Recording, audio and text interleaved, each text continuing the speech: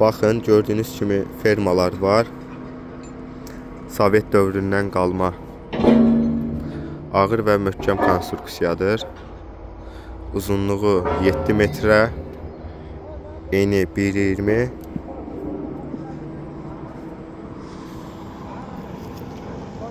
57 millimetrəlik boru ilə yığılıb.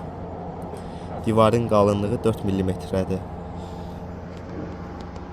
Üstlərində U profili var. Üstlərinə reyka atmaq üçün nəzərdə tutulub. Yan divarlarında deşik var. Reykaları saxlamaq üçün. Bir fermada çox sayda üstlərində U profili var.